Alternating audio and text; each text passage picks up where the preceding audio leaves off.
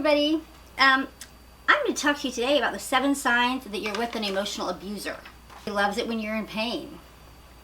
You'll see that there's something about that's not comforting about them, that they're enjoying doing things that are hurting you. 2 is that his needs always come first. He or she never puts your needs first. He or she never puts your needs first.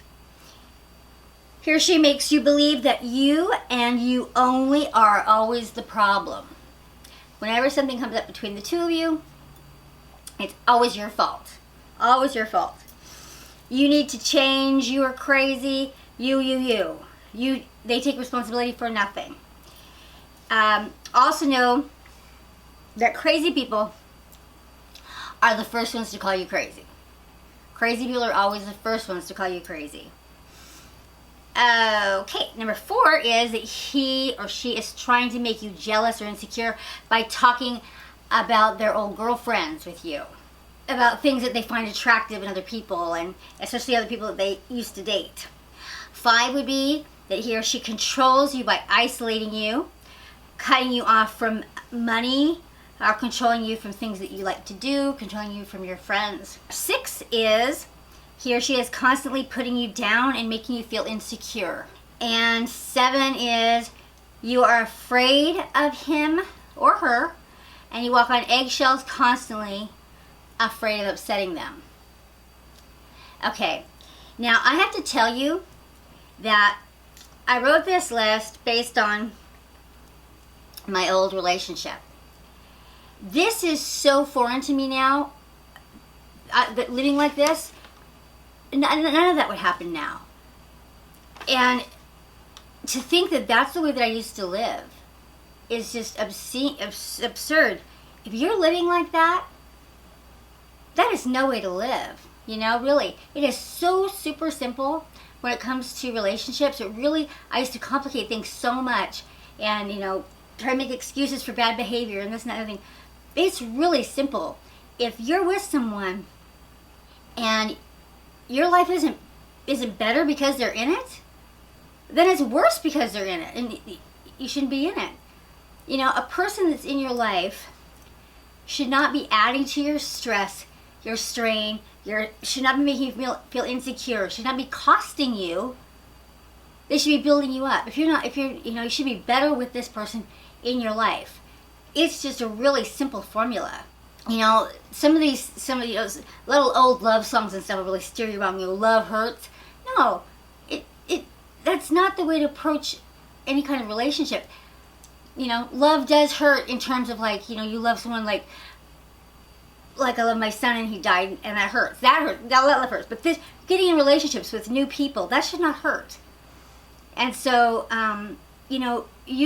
especially if you have a history of being in abusive relationships, if you have a history of that, you need to get far less tolerant with discomfort. You need to get far less tolerant with people's negative behaviors.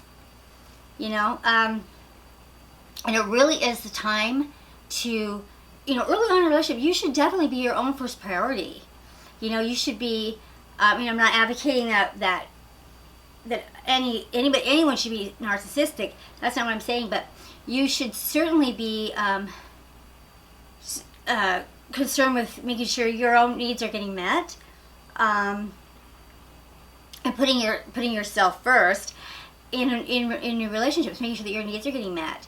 And that's particularly important if you have children, because really that's the way of putting your children first, is to put yourself first.